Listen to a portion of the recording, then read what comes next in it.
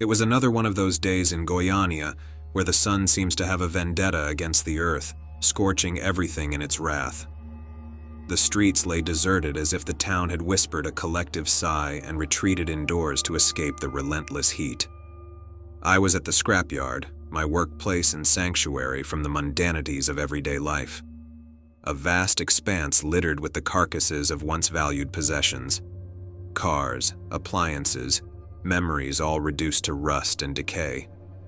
I moved through the aisles of metal, my hands instinctively sifting through the piles, searching for something, anything that might be of value. It was then, amidst the symphony of clanging metal and the stifling heat, that I stumbled upon it. Hidden beneath layers of discarded steel and broken dreams, it called to me, a capsule, out of place in its geometry, compelling in its isolation. Curiosity, that old, unrelenting force, nudged me closer. The capsule was encased in a strange material, not quite metal, not quite plastic, something I couldn't place. It had an aura of neglect, of a story long forgotten. There was no mistaking the feeling in the air, the sense of something not quite right. But how could I resist? I reached out, hands trembling slightly, not from fear but from the anticipation of the unknown. As I cleared the debris around it, the capsule revealed itself more fully, a relic from another time, its purpose obscure, its origins a mystery. It felt heavier than it looked, laden with a silent weight, as if it were guarding a secret. Driven by a mixture of greed and wonder, I heaved it out from its metallic grave, dust and rust raining down from its sides.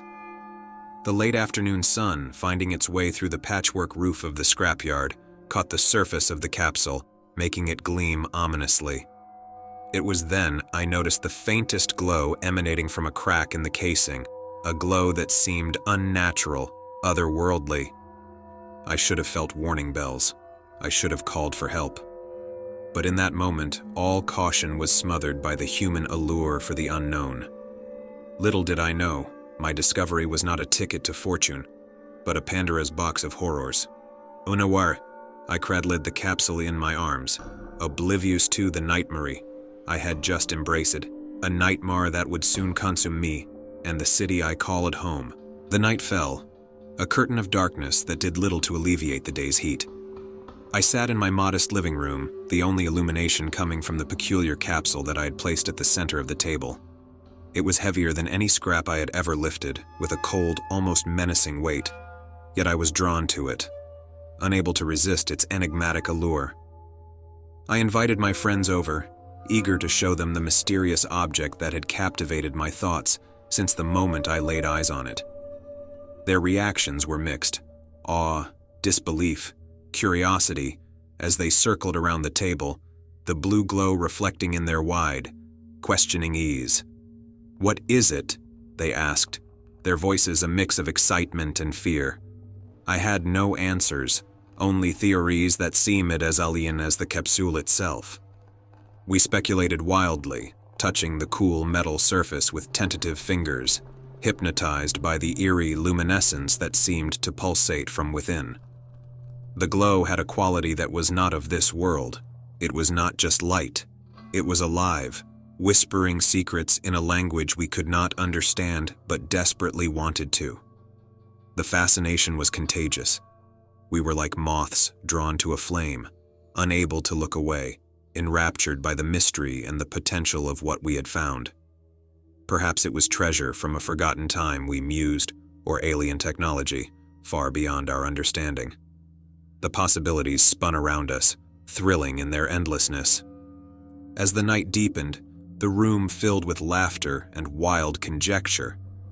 We passed the capsule around, each of us feeling its weight and wondering at its purpose. The strange blue light cast surreal shadows on the walls, painting our faces with ghostly hues. In those hours we were adventurers, discoverers of the unknown, oblivious to the danger that lurked within the very thing that fascinated us. In my heart, I felt a king, a ruler of uncharted territories, holding court with my fellow explorers. The mundane world outside faded to insignificance, forgotten amidst the thrill of our shared wonder. Little did we realize, our innocent fascination was leading us down a path from which there would be no return. The night wore on, filled with dreams of glory and discovery, even as the sinister truth of our find lay quietly in the glow, biding its time. In the days that followed, the glow from the capsule became my obsession. I kept it close, mesmerized by its enigmatic luminescence, unaware of the insidious nature lurking beneath its beauty. My room, once a place of rest, transformed into a shrine for this unearthly artifact, its blue light casting long, twisted shadows against the walls. The first signs of something amiss were subtle, easily dismissed as the result of long days spent under the relentless Goiânia sun. A mild, persistent itch on my hands, where I had caressed the capsule's surface, evolved into a burning sensation, as if I had grasped nettles instead of metal. I joked about it with my friends, laughing it off as a bizarre allergic reaction. But the laughter died when the skin on my palms began to peel away, revealing raw, tender flesh beneath. Despite the pain and the unnerving changes to my skin, I couldn't stay away from the capsule. Its pull was magnetic, its mystery a puzzle I felt compelled to solve. My friends, those who had shared in the initial wonder, began to exhibit their own symptoms. Complaints of exhaustion, unexplained aches, and a pallor that washed over their faces like a shadow. Our lively discussions turned to anxious whispers, questioning what we had been exposed to. My sister, who had once admired the capsule's glow with wide-eyed innocence, was now confined to her bed, a shadow of her former self. Her vibrant laughter had been replaced by a haunting silence, broken only by her labored breaths and occasional winces of pain. Her skin, once the color of warm earth, was now splotched with unnatural hues, and her hair lay in clumps on her pillow, a silent testament to the unseen terror we had welcomed into our home. Confusion and fear began to take root in my mind, a creeping dread that something was terribly wrong. I scoured the internet, desperate for answers, but found none that explained our mysterious ailments. The hospitals provided no solace. The doctors were baffled, their furrowed brows and hushed tones only heightening the sense of impending doom. The community's initial curiosity about our find turned to suspicion and then to open fear. Whispers of a curse spread like wildfire, a contagion of fear as potent as the silent poison we had unwittingly embraced. The streets around our homes, once filled with the cheerful noise of everyday life, grew silent as neighbors kept their distance, their eyes filled with a mix of pity and terror. As the reality of our situation began to sink in, the weight of my discovery grew heavier with each passing day. The glow from the capsule, once mesmerizing, now seemed malevolent, a beacon of misery that had lured us into its deadly embrace. I was consumed by guilt and helplessness, watching those I cared about suffer, knowing that I was the architect of their pain. The nightmare that had descended upon us was relentless, and I was powerless to wake us from it. As the malaise took its firm grip on our lives, transforming days into a haze of pain and confusion, the true nature of our plight began to unveil itself in the most harrowing manner. What started as an enigmatic adventure had spiraled into an ordeal of fear and suffering. The joy from our discovery had eroded away, leaving behind a trail of sickness and inexplicable symptoms that mocked our ignorance. The revelation came unexpectedly, shattering the last vestiges of denial clinging to my frayed sanity. A local health official, accompanied by a team clad in protective suits, arrived at my doorstep, their presence a silent scream in the stillness of our neighborhood, now shrouded in whispers and dread. The blue glow, my haunting obsession, had caught their attention after my desperate calls to the hospitals, my voice a mix of fear and confusion over the line. Their words fell like hammer blows. Radiation sickness, contamination, cesium-137. Terms that were foreign, yet terrifyingly final in their implications. The capsule was not a treasure, not an artifact of benign origins, but a harvester of life, a piece of medical equipment that held the Grim Reaper's essence in its core. The realization hit me like a tidal wave, drowning me in a sea of guilt and horror. How could our curiosity, so innocent and human, have led us down this path of destruction?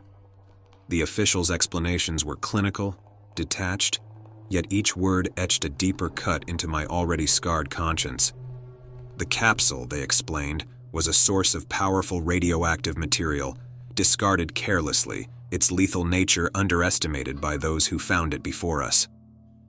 My home, once a sanctuary, had turned into a hazardous zone. The place where we had gathered, laughed, and dreamed was now marked for decontamination. I watched, numb and detached, as they sealed off the area, their movements methodical, a grim ballad of consequence to our unintended folly. The impact of our discovery rippled beyond the confines of my home, beyond the immediate circle who had shared in the capsule's ghostly light.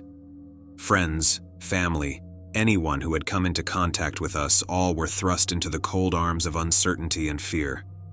The community I had known, vibrant and full of life, had morphed into an eerie ghost town, its residents prisoners of a silent dread.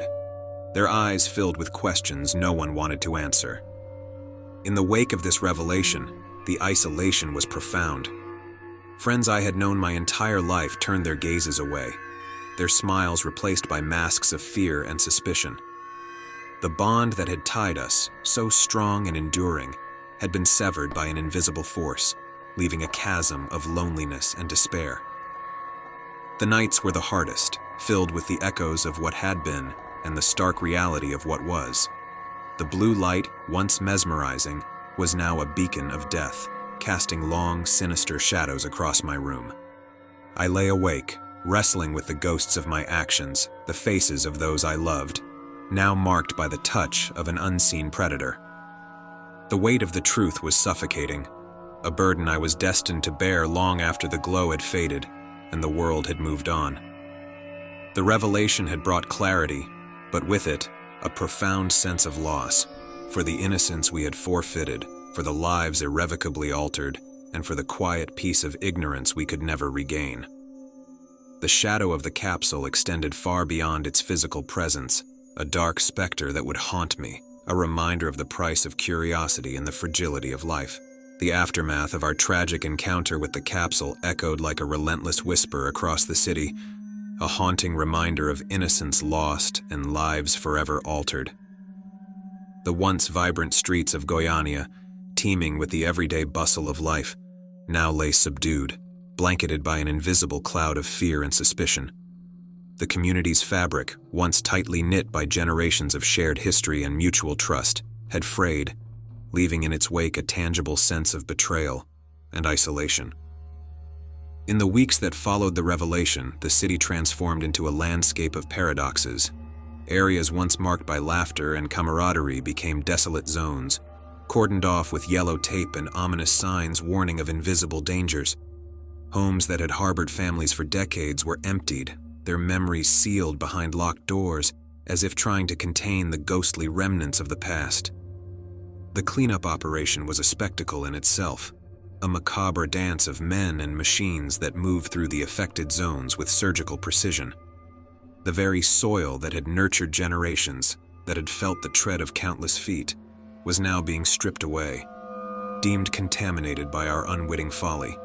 Each scoop of earth, each bag of debris, carried away a piece of Goiânia's soul, leaving behind a scarred landscape struggling to reconcile its vibrant past with its tainted present. Amidst this upheaval, the personal toll was immeasurable.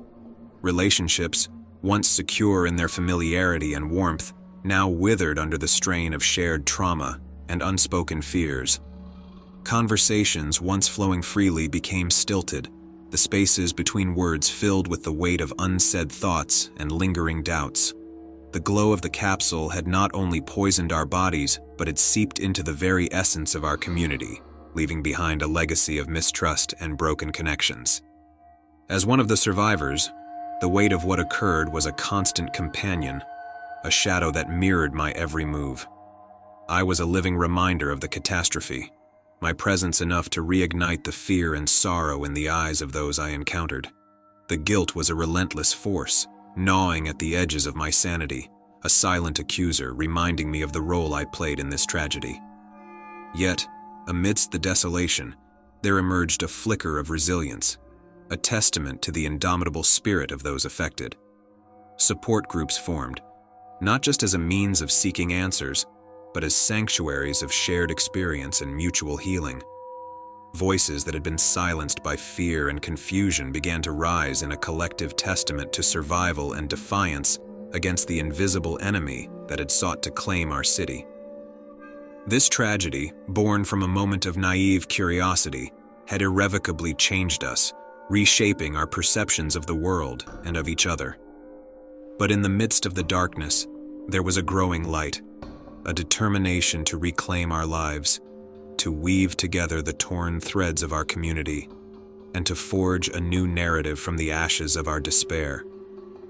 The legacy of the capsule is a complex tapestry of loss, guilt, and resilience.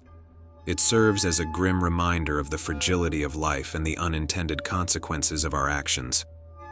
But it also stands as a testament to the strength of the human spirit, the capacity for recovery, and the unyielding bond of a community determined to heal and rebuild. The streets of Goiânia may have been silenced, but the hearts of its people beat loudly, echoing with the pain of the past and the hope for a brighter, more vigilant future.